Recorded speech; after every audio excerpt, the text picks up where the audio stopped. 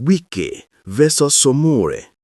Na who go thief money, buy house for Obodo Oibo, come talk say na wife people buy am, we no go ask question? Na which kind yeye story be that? Abi na we be munu? My people, sit down make I tell you this matter. We don't set Abuja on fire and even travel all the way to America. This isn't just a small political quarrel. It's a heavyweight clash between Nyesom Wike, the Minister of the Federal Capital Territory, FCT, and Omoyele Sowore, the relentless activist and founder of Sahara Reporters. The drama is loaded with money, property, accusations, and international petitions, and in the middle of it all lies one question: who is telling the truth? It all began when Sowore, known for his fearless tongue and sharp investigations, accused Wike of using stolen public funds to buy multiple luxury houses in Florida, USA. According to him, the properties, 3 beautiful lakeside homes in the quiet city of Winter Springs, Seminole County, are worth over $6 million combined. Not only that, he claims these houses were bought in cash, no bank trace, no mortgage, no loans, just raw money, paid in full. Then, according to documents Sowore shared, the properties were quietly transferred to Wike's children's names through something called a quit-claim deed, which is a legal document used in America to transfer ownership from one person to another, often used when someone is trying to hide true ownership. In Sowore's words, it was a clever move to cover up the tracks and make it look like a family gift instead of a corrupt investment. But my people, that's not where it ends. Sowore also alleged that Wike, since becoming Minister of the FCT, has been allocating prime lands in Abuja to his relatives and associates, sometimes using the names of his children or other proxies. To him, this was not just greed, it was a betrayal of public trust. So, in typical Sowore fashion, he took action. He filed a petition to the Florida Attorney General asking the U.S. government to investigate, seize, and possibly forfeit those properties, arguing that they were acquired with stolen Nigerian funds. He didn't stop there. Sowore went further, claiming that Wike misappropriated about $300 million originally meant for Ogoniland environmental remediation and allegedly diverted the funds into building a high-end chain of supermarkets in Port Harcourt known as Hyper City. In Sowore's words, while the Niger Delta people are still battling polluted waters and farmlands, their supposed cleanup money has been turned into shopping malls. Now imagine the public shock. Nigerians, already wary from stories of corruption, couldn't believe another top official might have stashed millions abroad in cash. Social media exploded. Debate started. People asked, how can a public servant afford multi-million-dollar homes in America? Others said maybe it's just politics. Sowore likes to fight big men. But before the dust could settle, Wike responded strongly. He denied the allegations outright. According to him, those houses are not his. He claimed they were gifts from his wife's parents, who according to him are well-to-do and decided to buy those properties for their grandchildren. Wike insisted he had no hand in the purchases and therefore had no obligation to declare them in his own asset filings. He said he neither funded them nor personally benefits from them, that it was simply a family matter, not a case of stolen money. To his supporters, that sounded reasonable, but to his critics, it raised more questions than answers. People asked, who buys 3 houses worth millions as a gift for grandchildren? Why were they paid for in cash? Why transfer ownership in secret? Many Nigerians saw it as a familiar playbook, using relatives' names to hide wealth. As the story spread, Wike's media team hit back at Sowore. His aide, Lere Olayinka, came forward with a counter-allegation, accusing Sowore of being a hypocrite. Olayinka claimed that Sowore himself owns a $552,000 house in the U.S., which he allegedly failed to declare in his own asset filings. He accused Sowore of lying under oath, arguing that the activist's own hands might not be clean. Olayinka even questioned Sowore's lifestyle, asking how a man who claims to survive as an activist can afford to send his child to an elite school abroad that charges millions in fees. It was a direct attempt to turn the tables. You two are guilty, he seemed to say. Suddenly, the story transformed from a single corruption allegation to a mutual mud fight. They both now accused each other of corruption, hypocrisy, and deception. One shouted thief, and the other replied, "You too." But for ordinary Nigerians, this isn't just about who talks louder. It's about the truth. Legally, the issue is serious. Nigerian law requires all public officials to declare their assets, including those of their spouse and children, especially if those assets are clearly linked to the official's position or income. That means if Wike's children truly own those houses, he was expected to declare them, no matter who paid for them.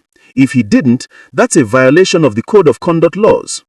Then there's the American side. Buying high-value properties in cash, especially across borders, often triggers red flags for money laundering. If U.S. investigators find that the funds originated from suspicious or illicit sources, the properties can be seized and the owners investigated. That's why Sowore's petition to Florida is a big deal. It's no longer just a Nigerian issue. It could become an international case. Meanwhile, back home, Nigerians are demanding answers. Civil society groups are calling for President Bola Tinubu to suspend Wike pending investigation. Lawyers and journalists are petitioning both local and foreign authorities. Activists said this is the perfect test of whether the government is truly committed to fighting corruption, even when the accused is a political heavyweight. But in the middle of this noise, something deeper is happening. A crisis of trust. Nigerians are watching two loud voices, one in power, one in opposition, accuse each other of the same sin. If both are guilty, what hope does the nation have? For Wike, the accusations threaten his legacy. As a former governor and now a minister, he has built a reputation for boldness and massive projects. But now people are asking, were those projects just covers for personal gain? For Sowore, the counter-accusations test his credibility. He has long been seen as a fearless truth-teller, the man who exposes corruption. But if he's hiding assets of his own, how different is he from the men he fights? And so the story becomes more than just a clash of personalities. It becomes a mirror held up to the Nigerian system, a system where even those shouting for justice can be found wanting. In the markets, in buses, and across social media, the conversations are hot. We can get mind, oh, imagine cash houses in America. So where is self-deformed saint, but him hand not be clean? Now only God go judge him. Yet people know that judgment by God alone is not enough. They want justice here on earth, investigations, evidence, consequences. But Nigerians have seen too many scandals fade away. They've watched inquiries buried, petitions ignored, and truth silenced by power. That's why many fear this case might go the same way, a storm of noise that ends in silence. But this one feels different. With petitions lodged in Florida and U.S. authorities possibly stepping in, the matter might not die easily. America doesn't play with financial crimes, especially when their real estate market is used to clean dirty money. If they trace suspicious transactions, subpoenas and court orders could follow, even extradition. Back in Nigeria, legal experts say Wike could face investigation by the Code of Conduct Bureau, EFCC, or even face charges for false asset declaration. But whether those agencies will act is another story entirely. The sad truth is that Nigerians have become skeptical. Every time a big man is accused, the case drags, then disappears. The people ask, will this one be different? Meanwhile, the country bleeds, poverty rises, trust collapses, and corruption becomes a joke. Each new scandal adds to the pile of disappointment. But beyond the politics, this story reveals something larger. A nation struggling with integrity.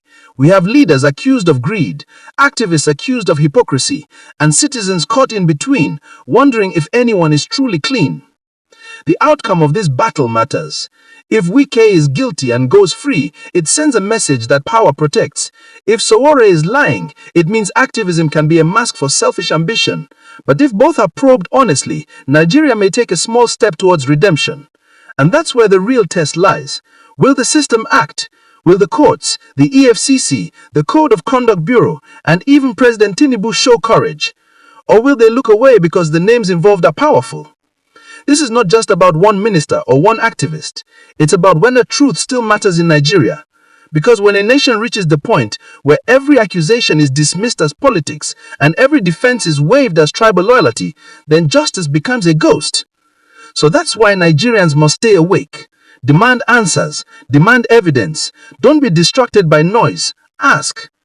Who paid for those houses? Where did the money come from? Why were they bought in cash? Why were they hidden under children's names? And also ask Sowore, did you declare your own assets? Are your hands clean? Accountability must be universal. It cannot be selective. Now to the judges, investigators, and leaders reading this, remember the people are watching, the world is watching, and history never forgets. If you let this case die, you bury not just the truth, but the last hope that justice still lives in this land. So do your duty, follow the evidence, fear no one. And to every Nigerian reading this, never stop asking questions. Don't be silenced, because silence is how corruption wins. If we truly want a better Nigeria, then truth must matter, no matter whose ox is God. So I ask again, my people, now who go thief money, build house for abroad, come talk say na in-laws buy am, and we go just smile? Now who go shout thief thief, but hide him own loot, and we go clap for him? No, we must do better. Because if truth dies, the nation dies with it. But if truth lives, hope will rise again. So let justice roll. Let truth shine. Let Nigeria, for once, do the right thing.